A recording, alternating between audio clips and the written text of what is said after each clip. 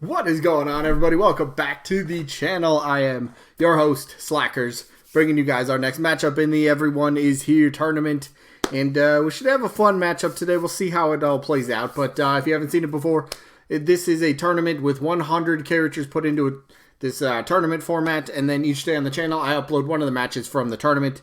Try to discuss the two characters in the match. Trying to make a case why they might make sense for Smash DLC, and then we'll vote down in the comments. But if you need to know how to vote, I'll throw the rules up on screen right now so you guys get a better understanding of that. But first and foremost, the probably most important rule for this whole thing, just remember this is just for fun. And why do we say that? Why do I always emphasize that?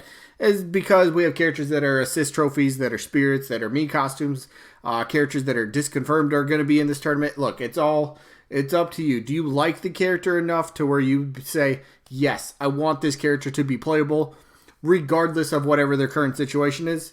If you like a character and you want to see him playable, feel free to drop a vote for him. Completely okay.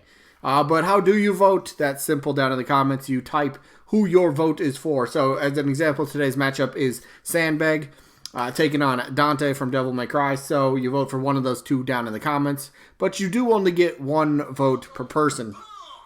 And Falcon Punch to boot. But the rest of the rules, though, it's a double elimination tournament, meaning the character has to lose twice before being officially eliminated.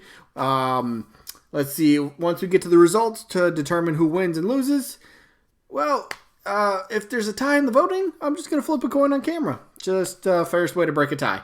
And then each matchup voting-wise will only last for just 1 week. So, as an example, today's Wednesday, meaning we'll get the results of today's matchup next Wednesday. So, the votes that come in between now and next Tuesday night at 11:59 p.m., that's what I'm going to count for the votes. So, yeah, that is pretty much it. So, let's go to the results of the matchup for the day. All right, so the results from last week, which was Nakaruru taking on Phoenix Wright. I pretty much expected this to be very heavily one-sided, and I was a bit more than a little surprised. The character that I thought was going to win still ended up winning, so we'll show, where's it? Here we go. It wasn't by that large of a margin as I was expecting. So Phoenix Wright did win with 46 votes, so he moves on further into the winner's bracket. Nakaruru had 31 votes, which is still pretty good. Only lost by 15.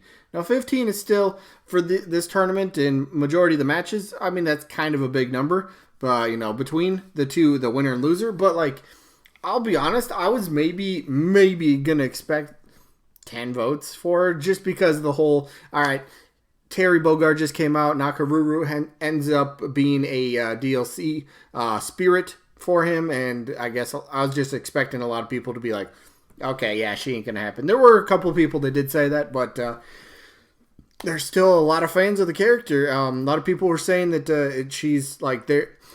If SNK got repackaged, revisited, a lot of people would prefer Nakaruru over like Terry Bogard or somebody else. So, hey, she'd be a fun character, but she lost this one. But she's still in the tournament. She's in the loser bracket. So, yeah, we'll see how that ends up playing out for her. We'll get to her next matchup eventually. So, speaking of next matchups, let's go to the one for today, which is Sandbag from, I guess, Super Smash Brothers, right? That's where he originated from, wasn't it? I'm pretty sure. But he's taking on Dante from Devil May Cry. So, let's talk about this. So, who's up first? Dante. Dante. I'm going to be completely honest right now. Right up front, Dante is not a character that does anything for me. It's not a character I want to see. It's not a character that I don't think I would enjoy. I'm just going to put that out there. But don't let that deter you. Don't let whatever I say deter you for whoever you want to vote for. If you still want to vote Dante, obviously, feel free to. But let's still try to do the character a little bit of justice. So, with all the leaks and rumors going around, all these credible leakers disconfirming all these popular characters, Dante's name is still one that's kind of floating out there, to be honest. Nobody's really mentioned him in a while in leaks. So he's a character that still is getting around out there. His name is he's got a pretty good legacy in gaming, I'd have to say. Definitely has a very good fan base. Very recognizable. Again, I don't follow the franchise too well, so I don't know how big of a series Devil May Cry is in Japan, and I think that's definitely got to be some sort of factor when thinking about potential new characters, because like we said, Sakurai wants to kind of promote Japanese gaming culture and stuff like that within Smash Bros. And if Devil May Cry is pretty big in Japan, I think there's a bit more merit. I think there's a bit more possibility, a more possible chance that Dante could actually have been looked at for Smash Bros. And DLC. So I don't know. Let's moveset real quickly. He does have a blade. I looked this up before the video. Oh, what was the blade's name? Yeah, there's a name for the sword. I don't remember. Basically, he has a sword. He's got handguns as well. The handguns, I know, ebony and ivory. That's what those are called. But so Dante could be another sword user. Whoa, slow down. Not just a sword user, but he's got his pistols. He's got potential access to like a shotgun. So like pistols, a lot of people would probably compare the potential, not the entire style of the character, but different, different aspects of his character, different play style wise. It's a fair comparison to say Bayonetta. All right, I think that'd be an extremely fair comparison. But I think maybe that's where the blade comes into effect. That's where a sword comes in, makes him. Maybe I don't want to say they would use Bayonetta as like a base model for the character, but I mean, like it's somewhere to kind of start at least. So if you want to kind of go off moveset, imagine Bayonetta in a way, and then then he's got his blade as well. So most sword users, right? They're just sword users. That's it. They're gonna get up close melee. Not melee. Well, yeah, melee with a weapon. So, but Dante's got that possible. He's got the range sort of aspect to his character, and I don't know. Dante does. I'm not gonna deny it because I really can't. Dante probably has a decent shot. Again, I'd have to look up if the series does well in Japan, because I really think that's going to be a big factor for DLC characters and whatnot. But if he's a big character in Japan, yeah, I think he's going to be more likely than not. So I don't know. Plus, he wasn't.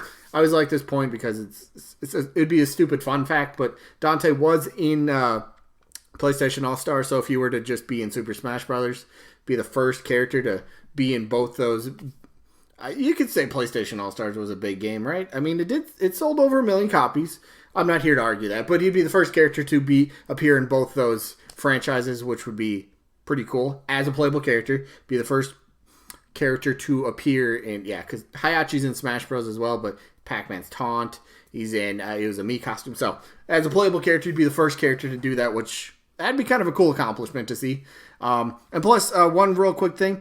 Usually the DLC characters, they come with a lot of other the characters from their series, whether they appear in the background of the stage, most likely.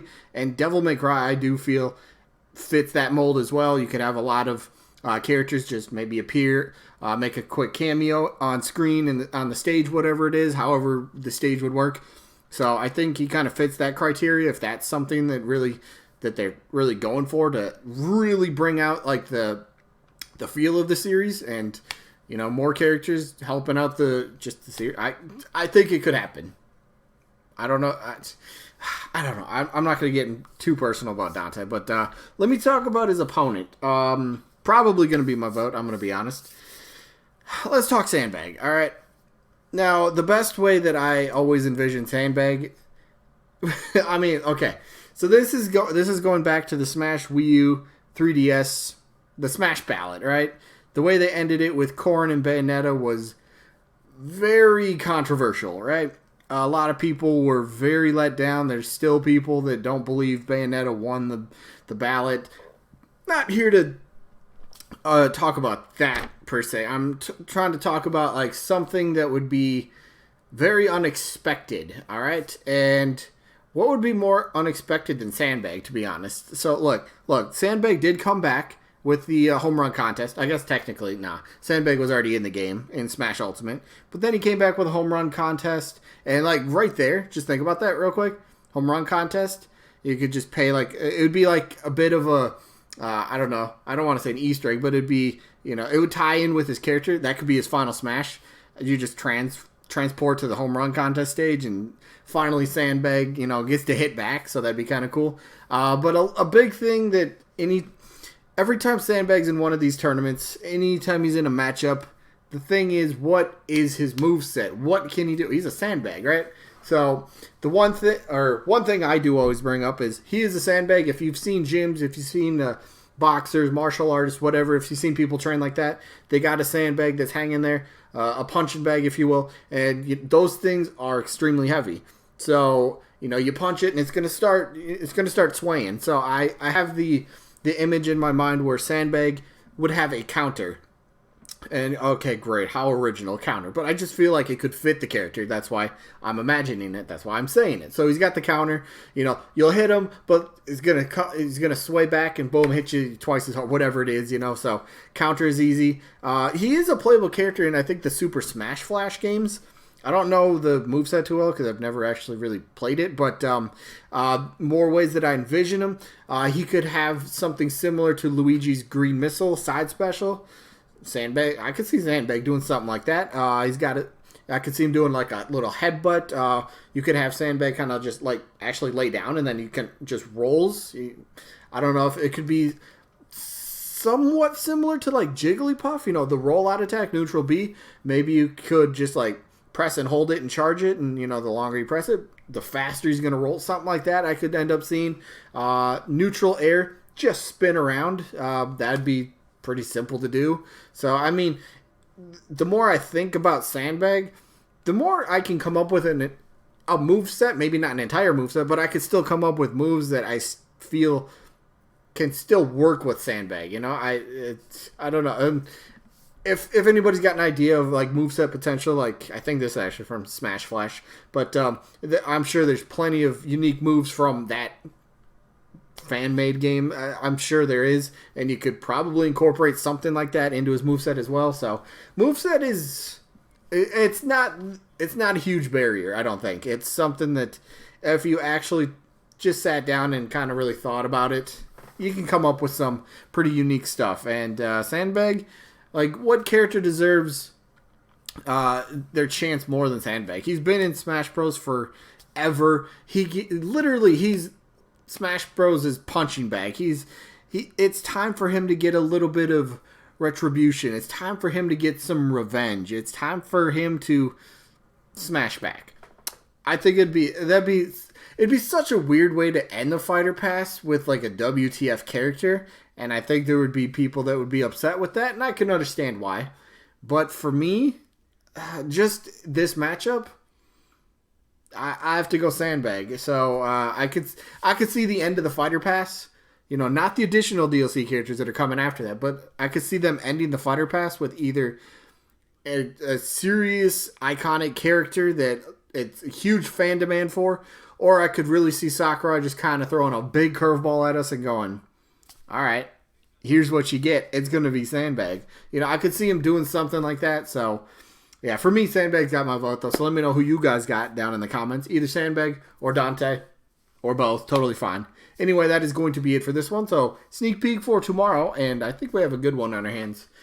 Tomorrow's matchup, we have Captain Toad, who is taking on Spyro. I think does Spyro win his first match? Yeah, Spyro won his first match, defeating 2B, and Captain Toad defeated Karate Joe. So, all right, we'll see how that one plays out, and then we'll get the results for tomorrow's matchup, which was Hat Kid from A Hat in Time.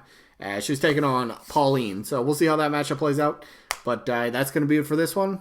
I think I have another video coming out today. Maybe. We'll find out. I don't know. We'll see. But yeah, that is going to be it for this one. I hope you guys enjoyed as always. Hopefully we catch you on the next one. Peace out, everybody.